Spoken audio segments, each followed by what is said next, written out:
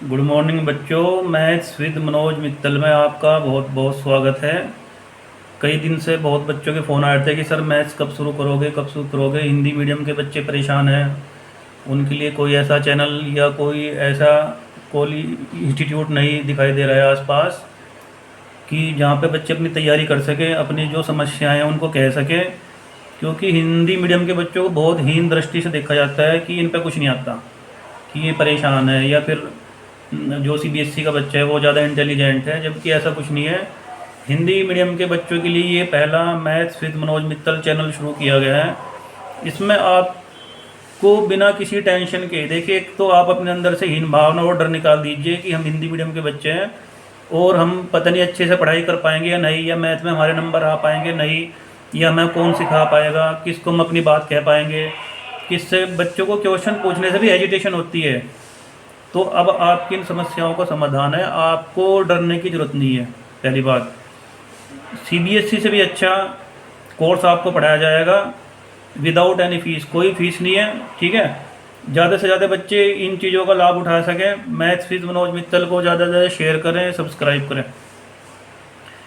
Twelfth के हर एक chapter की सारी थ्योरी, सारे एग्जाम्पल, सारे एक्सरसाइज जो भी बोर्ड से संबंधित है, क्लास से संबंधित है, सब कुछ पॉइंट टू पॉइंट कराए जाएंगे। जो भी बच्चे के अंदर डर रहता है, समस्याएं रहती है कि ये क्लास में पूछूं या ना पूछूं, कोई हेजिटेशन तो नहीं है, कोई बच्चा बुरा तो नहीं मान जाएगा, मजाक तो नहीं उड़ाएगा, तो इस चीज़ की टेंशन ख़त्म कर दीजिए। वीडियो को बार बार देखना घर पे, और हर एक चीज़ जितना भी आपका सिलेबस के अंदर है या जो आपको जानने की इच्छा है वो सब क्वेश्चन थ्योरी पूरी पूरी कराई जाएंगी। और कई बार होता है कि जो कक्षा 12 का संबंध एवं फलन, रिलेशन एंड फंक्शन चैप्टर है, उसको ज़्यादातर स्कूल कॉलेज में छुड़वा देते हैं, चाहे वो सीबीएसई है चाहे हिंदी मीडियम है।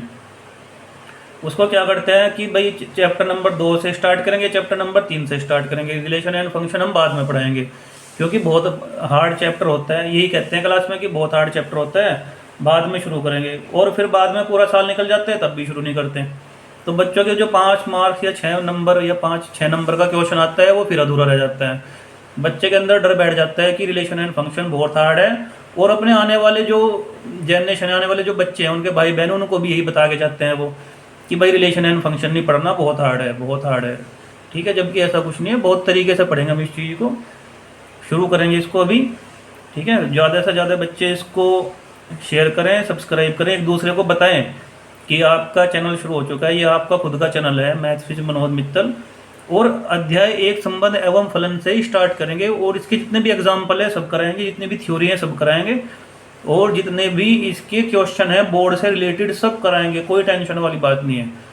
और जो भी बच्चे को पूछने में हेजिटेशन रहती है कि ये वाला क्वेश्चन पूछूं या ना पूछूं, ये पॉइंट पूछो ना पूछो, मैं अपने आप बता दूंगा आपको हर एक में। ठीक है, तो ज़्यादा से ज़्यादा बच्चे आप इसको शेयर करें। देखिए, शुरू करते हैं पहला चैप्टर, संबंध एवं फलन। ठीक है, मैथ्स विद मनोज मित्तल, अध्याय नंबर 1, संबंध एवं फलन, रिलेशन एंड फंक्शन। देखिए, इंट्रोडक्शन में क्या होगा, आप व्यवहार में अगर हम मैथ को थोड़ी देर दूर कर दें, मैथ को हटा दें, तो संबंध फलन देखिए बाद में आएगा। इसमें थोड़ा संबंध एवं फलन जो आपका चैप्टर है वो 11th क्लास में भी है, तो थोड़ा वहाँ का भी सिखाया जाएगा, तभी आपको समझ में आएगा कि एक्चुअली में हो क्या रहा है। देखिए, आपने व्यवहार में बहुत सारे, अगर मैं मैथ्स को थोड़ी देर दूर कर दूं और अपने घर परिवार समाज की बात करूं, तो व्यवहार में बहुत सारे रिलेशन आपने पढ़े होंगे। कौन कौन से पढ़े होंगे, या देखे होंगे या सुने होंगे। कौन सा, जैसा पिता पुत्र, कौन सा रिलेशन, पिता पुत्र का, पिता का पुत्र से संबंध, भाई बहन संबंध, पति पत्नी आपने सुना होगा, गुरु शिष्य आपने सुना होगा, और भी बहुत सारे संबंध आपने सुने होंगे, बहुत सारे रिलेशन।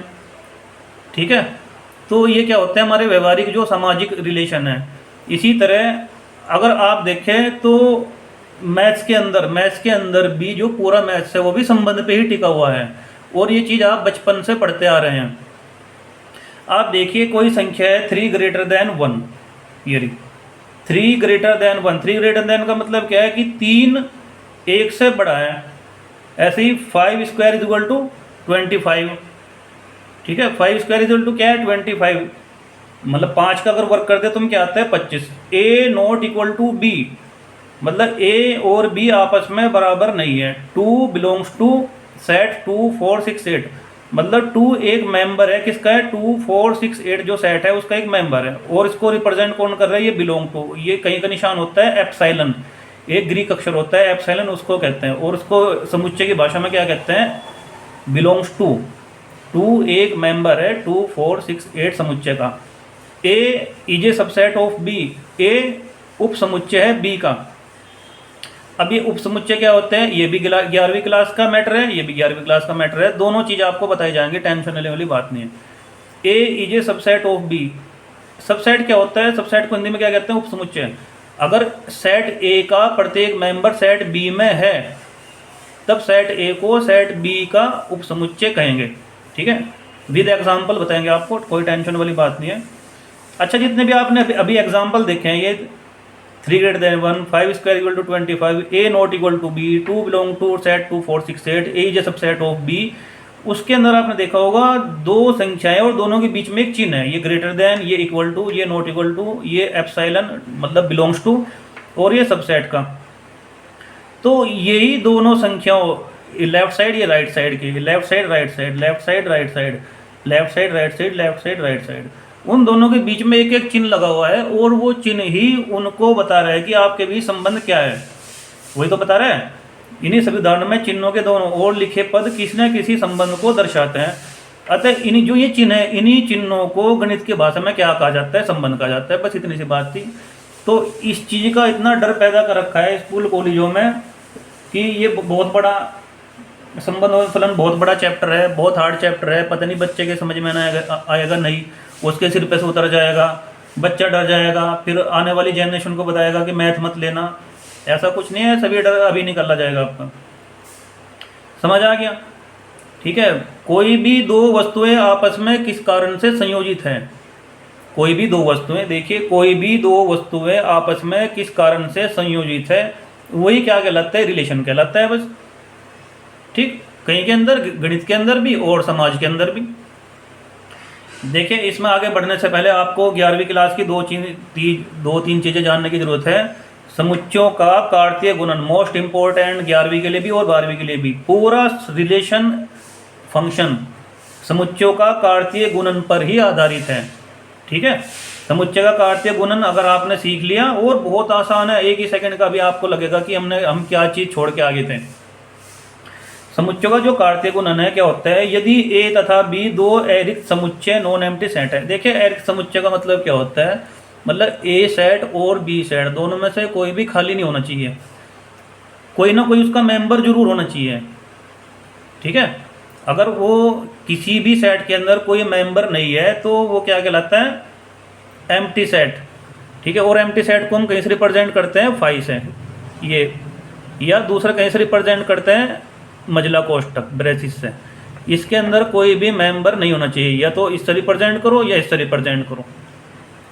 और अगर आपने ऐसे लिख दिया ये मजला कोष्टक, उसके अंदर भी एक संख्या रख दी, मान लो 0, अब ये अरिक्त समुच्चय नहीं है क्योंकि इसका एक मेंबर मिल गया इसको 0।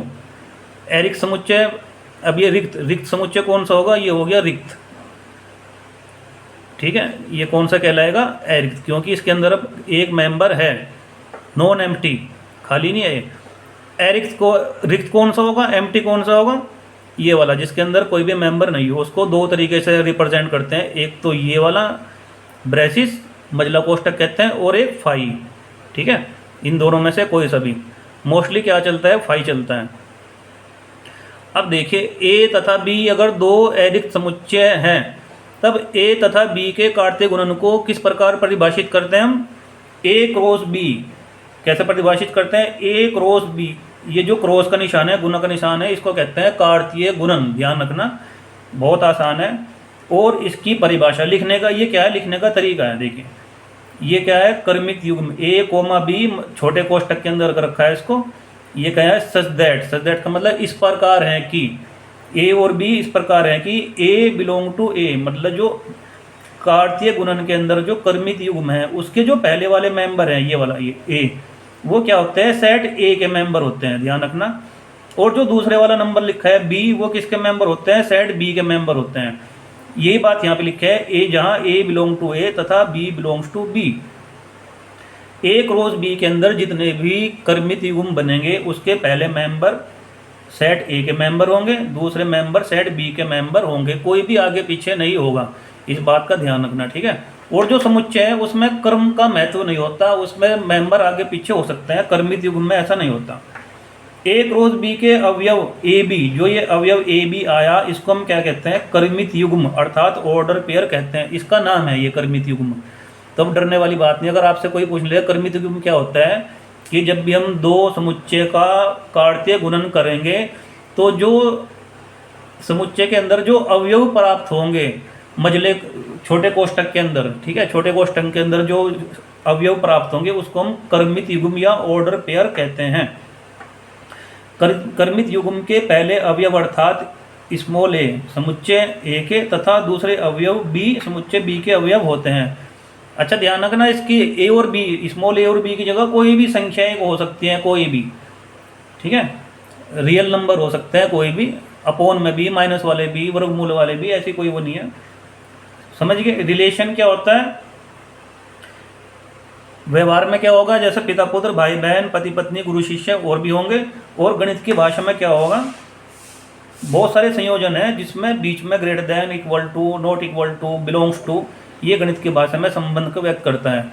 लेकिन अगर पेपर में पूछा जाए या फिर जो इसकी ओरिजिनल परिभाषा है वो उसमें हम ऐसे नहीं बता सकते कि भाई इसको ग्रेटर देन इक्वल टू, अगर दो पदों के बीच में कोई चिन्ह है तो रिलेशन, वो तो ही रिलेशन को बता रहा है, ठीक है। संबंध एवं फलन कक्षा 12 के बारे में उसकी परिभाषा क्या होगी, उससे पहले आपका थोड़ा डर निकाल दूं। ये एक रोज बी कार्तीय गुणन कैसे आता है और इसका मतलब क्या है, पहले आपको वो समझाते हैं, ठीक है। देखिए यहाँ पर क्वेश्चन है A is equal to P Q R, ये दे रखा है। A एक समुच्चय है पी क्यू आर का, B एक समुच्चय है 1 2, उसके मेंबर कौन कौन है 1 2, और एक समुच्चय है C, उसके मेंबर कौन कौन है A और B। तब कार्तीय गुणन A cross B, A cross C, B cross B ज्ञात कीजिए। इसी से सीख जाओगे, 11वीं का एक बहुत बड़ा हिस्सा आपका सोल्व हो जाएगा, ठीक है। A क्रॉस B क्या होगा, A के मेंबर और B के मेंबर लिए जाएंगे और हर एक मेंबर की पॉइंट टू पॉइंट गुना की जाएगी, प्रत्येक मेंबर का नंबर आएगा, ठीक है। अब देखें क्या होगा, ये एक ए के अंदर कौन कौन से हैं, पी क्यू आर, बी के अंदर कौन कौन से हैं 1 2। जब भी कार्तीय गुणन करेंगे तो कहीं का निशान लगाएंगे क्रॉस बी, ये जो क्रॉस का निशान है, गुना का निशान, इसे ही हम कार्तीय गुणन कहते हैं।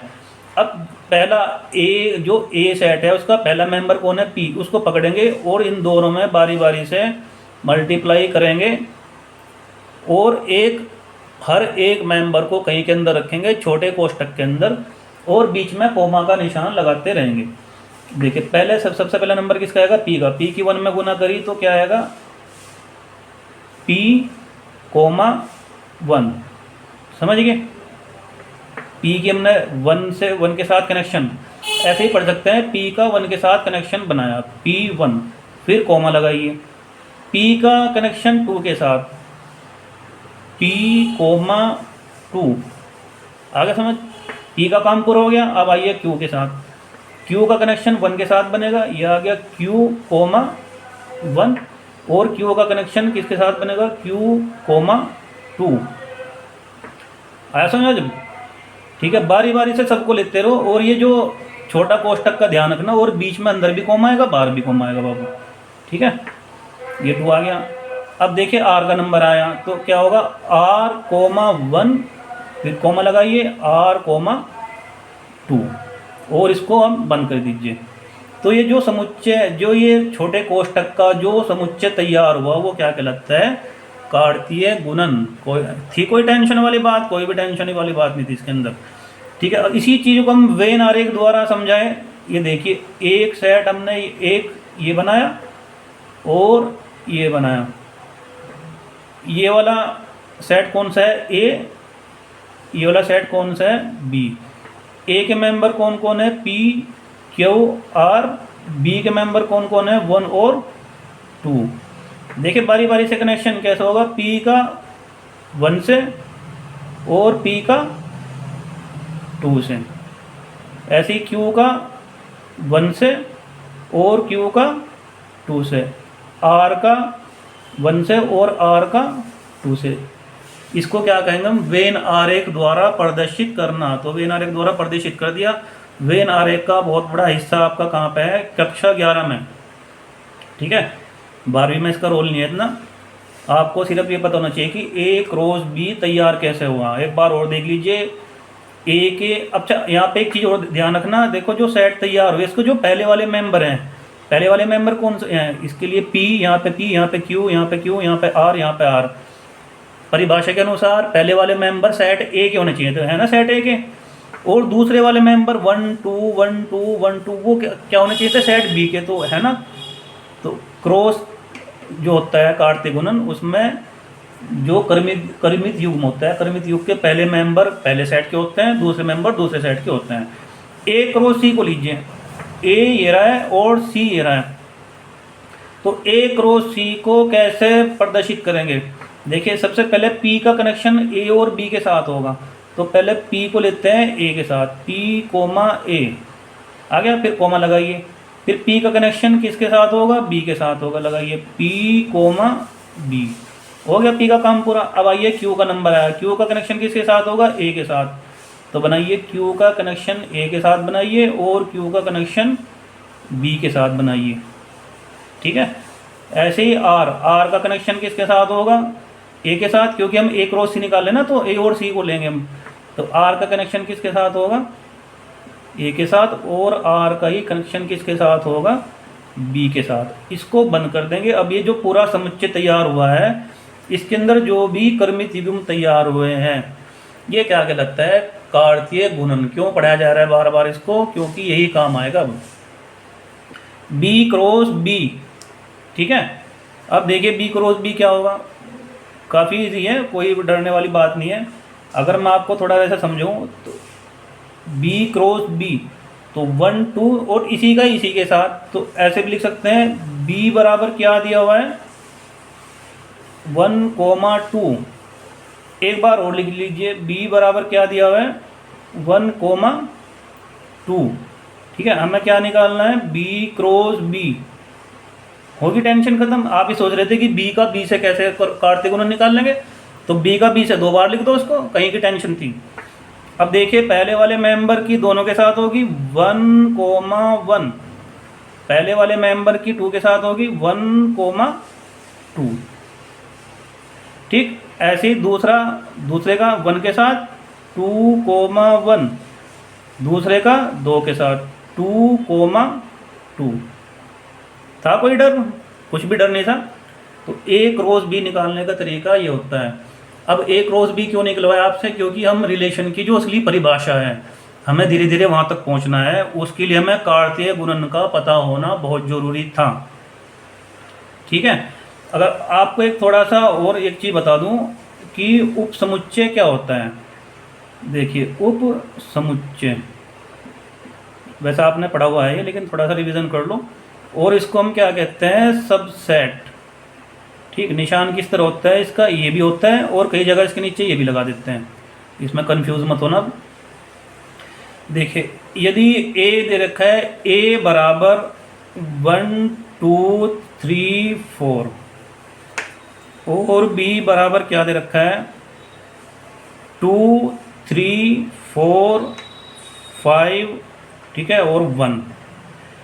समुच्चय के अंदर खास बात क्या होती है, उसका जो कर्म है वो गड़बड़ हो सकता है, आगे पीछे मेंबर हो सकता है। डरने वाली बात नहीं कि एक को उधर लिख दिया या 2 को पहले लिख दिया। समुच्चय के अंदर ही खास बात होती है, उसका कर्म विपरीत हो सकता है, आगे पीछे हो सकता है, लेकिन कर्मित युग्म में नहीं हो सकता ऐसा। ठीक है, आप 1, 2 को 2, 1 नहीं लिख सकते, यहीं कहीं गलत हो जाएगा पूरा, क्योंकि 1, 2 अलग है, 2, 1 अलग है। अब देखिए उप समुच्चय के अनुसार क्या होना चाहिए, ए का प्रत्येक मेंबर बी में होना चाहिए। तो चेक करते हैं, 1 है, 2 है, दूसरे में 3 है, दूसरे में 4 है, दूसरे में। तो ए सेट ए का प्रत्येक मेंबर सेट बी में है, तो बस यही उप समुच्चय की परिभाषा है। हम लिखेंगे चूंकि सेट ए का प्रत्येक मेंबर सेट बी में है, इसलिए क्या होगा, इसलिए A is a subset of B, मतलब ए उप समुच्चय है बी का। ठीक है, यहाँ तक समझ में आपको, तो कोई डरने वाली बात नहीं है बाबू। मैथ्स विज मनोज मित्तल सब्सक्राइब करो, शेयर करते रहो ज़्यादा से ज़्यादा, ताकि ज़्यादा से ज़्यादा बच्चों को इस बारे में पता चले कि आपकी टेंशन ख़त्म है और आपको अब रिलेशन फंक्शन चैप्टर कक्षा 12 के सारे chapter with example with question पूरे पूरे कराए जाएंगे। ठीक है, और आगे बढ़ते हैं। देखिए, समुच्चय ए का समुच्चय बी से संबंध, जो समुच्चय के अंदर जो रिलेशन होता है उसकी जो सही परिभाषा है, बस इसको ध्यान रखना बस। उसके बाद चैप्टर नंबर 1 संबंध एवं फलन खत्म होते ही आपका, मैं बता रहा हूँ, 50% से ज़्यादा कोर्स की जो टेंशन थी वो कम होगी, क्योंकि सबसे हार्ड चैप्टर ये माना जाता है। वही अगर वही आपके दिमाग से हार्डनेस निकल गई तो आगे सब सॉफ्ट ही सॉफ्ट है, आगे कोई दिक्कत नहीं है फिर। ठीक है, समुच्चय ए का समुच्चय बी से संबंध। देखिए, समुच्चय ए का समुच्चय बी संबंध क्या मतलब है? यदि ए तथा बी दो एरिक्त समुच्चय हैं, एरिक्त कौन से है अभी बताया आपको, जिसके अंदर कोई ना कोई मेंबर होना चाहिए। अगर मेंबर नहीं है तो क्या होगा? वो रिक्त समुच्चय होगा, उसका यहाँ पे कोई यूज नहीं है। ठीक है, दो एरिक्त समुच्चय है तब। अच्छा, एक चीज़ ध्यान रखना, मैंने अभी बोला है मेंबर, तो उसको मेंबर भी कहते हैं, अवयव भी कहते हैं, एलिमेंट्स भी कहते हैं, सदस्य भी कहते हैं, तो डरने वाली बात नहीं है। यदि ए तथा बी दो एक समुच्चय है तब एक समुच्चय आर को, अब एक तीसरा सेट और आ गया। तीसरा सेट कौन? आर। एक तीसरा समुच्चय और आ गया आर। आर को हम रिलेशन कब कहेंगे? कब कहेंगे? समुच्चय ए से समुच्चय बी में संबंध कहा जाता है। एक समुच्चय आर को समुच्चय ए से समुच्चय बी में संबंध कहा जाता है। कब कहा जाता है? यदि आर, जो आर है तीसरा, ये एक रोज बी का एक उपसमुच्चय हो। जब एक रोज बी तैयार होके आएगा, उसका उपसमुच्चय अगर आर निकल गया, अभी बताया ना आपको पीछे उपसमुच्चय निकालने का तरीका, अगर उपसमुच्चय निकल गया आर ये, तो उपसमुच्चय अर्थात यदि R is a subset of A cross B. आगे समझ में, इसी चिन्ह से तो लिखते हैं ना हम, इस वाले चिन्ह से डिनोट करते हैं। ए क्रॉस बी कार्तीय गुणन है, कार्तीय गुणन का सबसेट हो गया कौन? ये वाला समुच्चय। अगर इस तरह कोई प्राप्त हो गया तो वो क्या कहेगा? उसका रिलेशन कहलाया जाएगा। ठीक है, इस प्रकार यदि आर दो एक समुच्चयों ए तथा बी के बीच संबंध है, यदि वो है, तब इसे ए आर बी लिखा जाता है तथा इसे A is related to B by the relation R. ठीक है, पढ़ा जाता है। इसको सिर्फ आपको याद रखना है, लिखा जब पेपर में या फिर लिखन जाता है, इसके नोट्स जरूर बनाता है। जो मैं पढ़ा रहा हूँ उसको नोट्स बनाते चलना, वीडियो को पॉज कर करके। ठीक है, यदि A B not equal, is it not a subset of R, not belong to R, तब इसे A is not a R B लिखा जाता है। यहाँ पे क्रॉस का निशान लगी, कैंसिल का निशान लगा देंगे, तथा इसे A is not related to B by the relation R. जिस तरह बिलोंग्स वाला है ना समुच्चय के अंदर, अगर बिलोंग करता है तब क्या लिखेंगे? ऐसे लिखते हैं। और अगर बिलोंग नहीं करता है तब क्या करते हैं? डज नॉट बिलोंग, तो ऐसे काट देते हैं उसको। अब आया समझ में? इसी तरह अगर रिलेशन है तब ए आर बी लिखते हैं, A is related to B by the relation R पढ़ते हैं। और अगर नहीं है तब ए आर बी को ऐसा काट देंगे, तब इसे A is not related to B by the relation R. सिर्फ इसे याद रखना है। ठीक है, और आपको बहुत सी बुक्स में या फिर कुछ टीचर ऐसे भी लिखवाते हैं, ये आर सच दैट ए तीर का निशान बी, ए से बी में, ये लिख रहा ना, समुच्चय ए का समुच्चय बी से संबंध।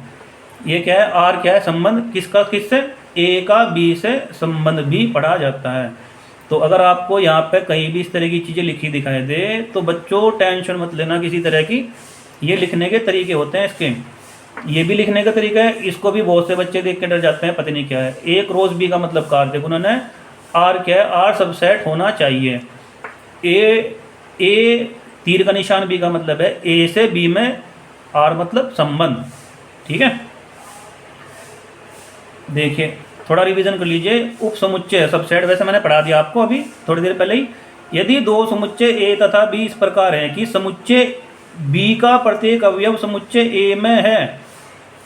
अभी मैंने आपको बताया था ए का प्रत्येक अवयव बी में, तो ए का प्रत्येक अवयव बी में भी हो सकता है या बी का प्रत्येक अवयव ए में भी हो सकता है। किसी का अवयव किसी में भी हो सकता है, जिसका है वही सबसेट हो गया। ऐसा भी हो सकता है कि ए का प्रत्येक अवयव बी में और बी का प्रत्येक अवयव ए में। इसका मतलब दोनों सेट क्या हो गए, इक्वल हो गए, समान सेट हो गए।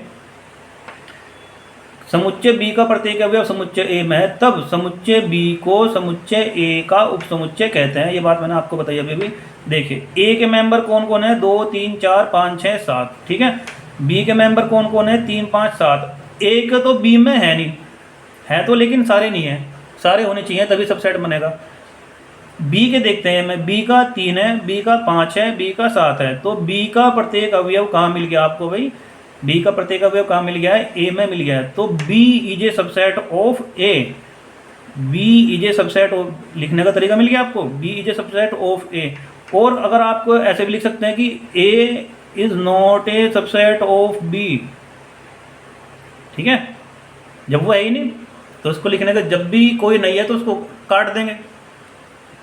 देखिए एक बहुत इंपॉर्टेंट टॉपिक है यहाँ पे, इसको ध्यान रखना, ये भी 11th क्लास का है। यदि समुच्चय ए में अवयवों की संख्या m तथा समुच्चय बी में अवयवों की संख्या कितनी है, n है, तब कार्तीय गुणन a क्रॉस b में अवयवों की संख्या कितनी होती है, m गुना n होती है,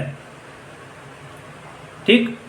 तब कार्तीय गुणन a क्रॉस b जो हो के आएगा उसमें, जैसे a बराबर क्या दे रखा है, 1 2, ठीक। b बराबर क्या दे रखा है, 3 4। अब हमें क्या निकालना है, a क्रॉस b। अब देखिए इसके अनुसार इसके अंदर कितने मेंबर हैं, 2, इसके अंदर कितने मेंबर हैं, 2, तो दोनों की मल्टीप्लाई क्या होगी, 4, 2 2 4 हो गया ना। तो ये जो परिभाषा दी, तो a क्रॉस b में अवयवों की संख्या कितनी होगी, m क्रॉस n, मतलब उनके मेंबरों की आपस में गुना। तो a क्रॉस b में कितने मेंबर होने चाहिए, 4। देखते हैं 4 आते नहीं। तो 1 का कनेक्शन किससे होगा, 3 से। 1 का कनेक्शन किससे होगा, 4 से, ठीक है। ऐसे ही 2 का कनेक्शन किससे होगा, 3 से। और ऐसे ही 2 का कनेक्शन किससे होगा, 4 से। इसको हम बंद कर देंगे, ठीक है। तो कितने, 1 2 3 4, 4 मेंबर आ गए ना।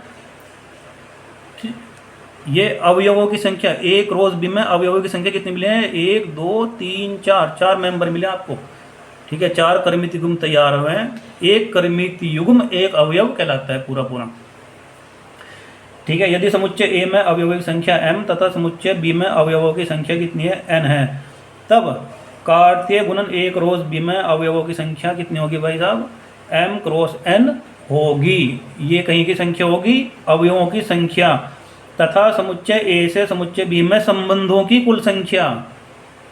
ध्यान रखना, दोनों चीजें ले गए, अवयवों की संख्या m क्रॉस n और संबंधों की कुल संख्या कितनी होगी, 2 की पावर mn।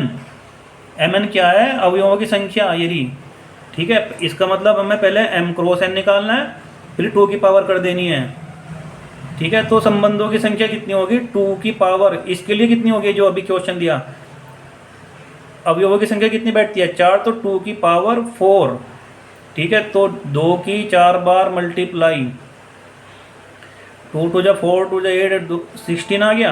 तो 16 संबंध इसके अंदर बन सकते हैं, थी कोई टेंशन वाली बात। तो वीडियो को 2 बार 3 बार रिवर्स कर करके देखना और साथ साथ नोट्स बनाते चलना, ठीक है। ये चीज़ें फिर आपको फिर नहीं मिलेगी ना, तो किसी स्कूल कॉलेज में चाहे CBSE का हो चाहे हिंदी मीडियम को, इतनी गहराई से कोई नहीं पढ़ाता, सबको कोर्स पूरा करना होता है। CBSE का बच्चा भी सोचता है कोई हिंदी मीडियम की ऐसी वीडियो मिल जाए ताकि मैं अपना इंग्लिश मीडियम का थोड़ा बहुत कवर कर लूँ, क्योंकि वो उधर भी जो कंटेंट है वो धीरे धीरे इंग्लिश में ही पढ़ा जाते हैं, बच्चे के सिर के ऊपर से निकल जाते हैं। तो CBSE वाले बच्चों को भी इसके बारे में बताइए, ठीक है। तो और आगे बढ़ते हैं, समुच्चय ए का समुच्चय बी से संबंध क्या कहलाता है। यदि तीसरा समुच्चय जिसके बारे में बात हो रही है वो एक उप समुच्चय है ए क्रॉस बी का, तब वो तीसरा समुच्चय उसका संबंध कहलाता है, ठीक है। और इसको A is related to B by the relation R, और अगर नहीं है तो A is not related to B by the relation R पढ़ा जाता है। ए क्रॉस बी बनाना आना चाहिए आपको, बनाना सिखा दिया, और उप समुच्चय बनाने आना चाहिए भाई, ये रहा, ठीक है। एक आपको ये पता होना चाहिए कि ए क्रॉस बी में अवयवों की संख्या कितनी होती है, m की पावर n, और ए क्रॉस बी में संबंधों की कुल संख्या क्या होती है, 2 की पावर mn। मतलब पहले हमें ए क्रॉस बी करना पड़ेगा, जो भी संख्या आएगी, जैसे ये ना a बराबर 1 2 कितने है, m का मान कितना है 2, बी बराबर 3 4, एन का मान कितना है देखिए, एम बराबर 2, एन बराबर कितना हो गया 2, ठीक है।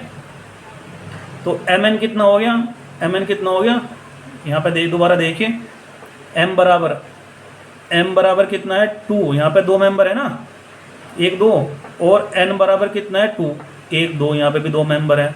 तो एम क्रॉस एन कितना हो गया, 2 गुना 2 बराबर 4, ऐसे निकलता है 4 को, ठीक है। तो बाबू कोई डरने वाली बात नहीं है, बहुत आसान टॉपिक है। और आगे चलते हैं, और देखिए एग्जाम्पल है आपकी बुक का ही एग्जाम्पल है, ध्यान रखना। और जितने भी एग्जाम्पल हैं आपके रिलेशन फंक्शन संबंधी सारे एग्जाम्पल कराए जाएंगे, कोई भी टेंशन लेने की जरूरत नहीं है।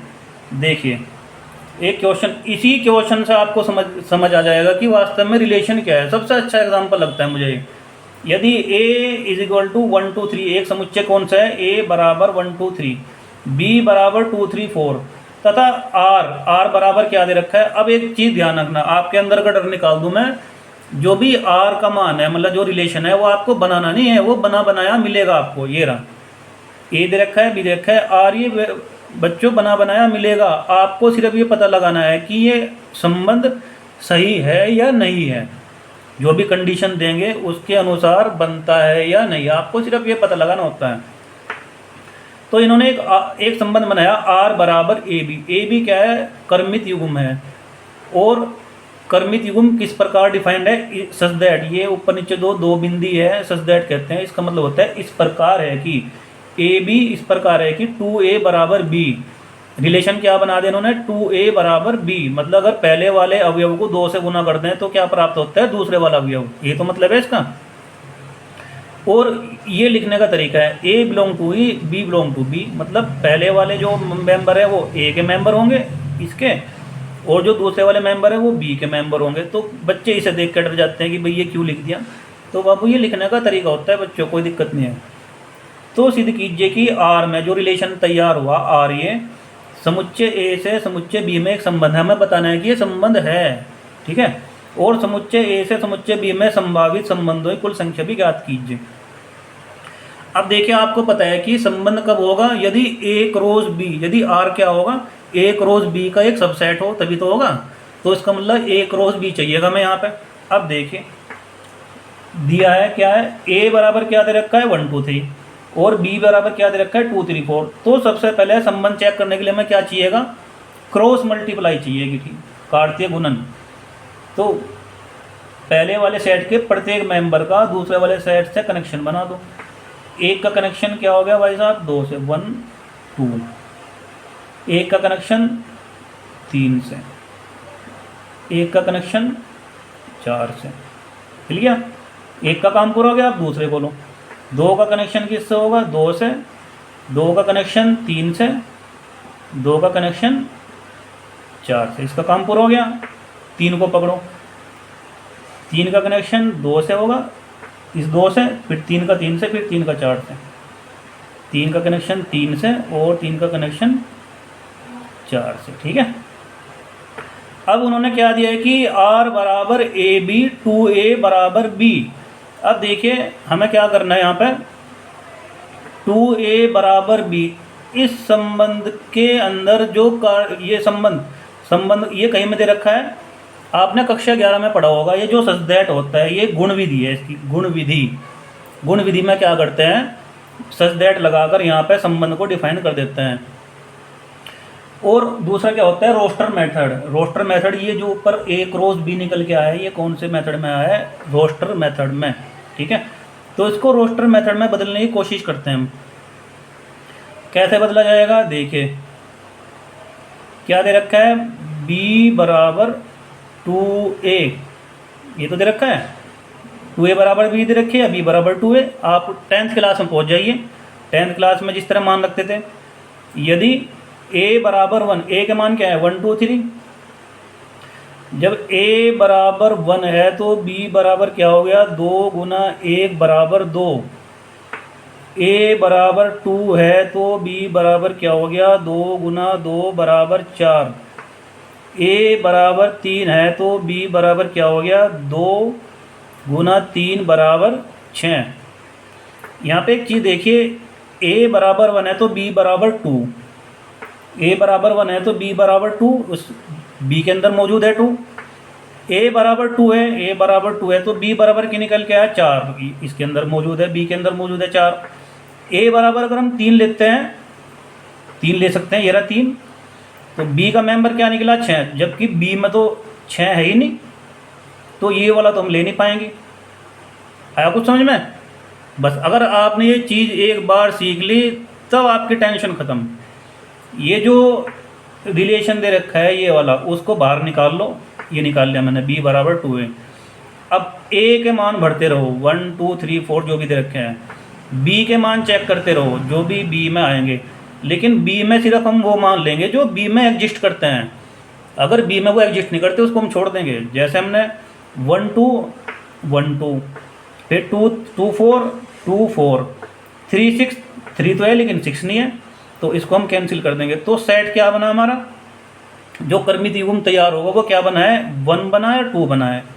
ठीक है, तो दिए गए संबंध के अनुसार यदि पहले अवयव को 2 से गुना कर दिया जाए तो दूसरा अवयव प्राप्त होता है। तब एक रोज बी में देखने पर, तो एक रोज बी में क्या मिला हमें, अब देखिए लिखने का तरीका होगा, जब हमने a बराबर 1 रखा है तो b बराबर कितना मिला है 2, तो हम यहाँ रखेंगे उसको। रिलेशन आर हमें क्या मिला है 1 2, एक के साथ 2। जब a बराबर 2 रखा है तो b बराबर क्या मिला है 4, a बराबर 2 रखेंगे तो b बराबर क्या मिला हमें 4, 3 रखेंगे तो 6 मिला। इसको हम ले नहीं सकते क्योंकि एग्जिस्ट नहीं करता है। आया समझ में कुछ?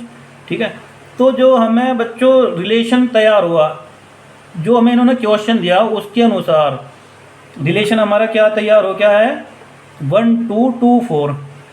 अब ये एक जो तीसरा सेट मतलब आर, अभी हम बता नहीं सकते कि संबंध है या नहीं, हमें बताना है। जो आर तैयार हुआ है उसके कर्मित युग्म अवयव कौन कौन है, 1 2 है और दूसरा कौन है 2 4।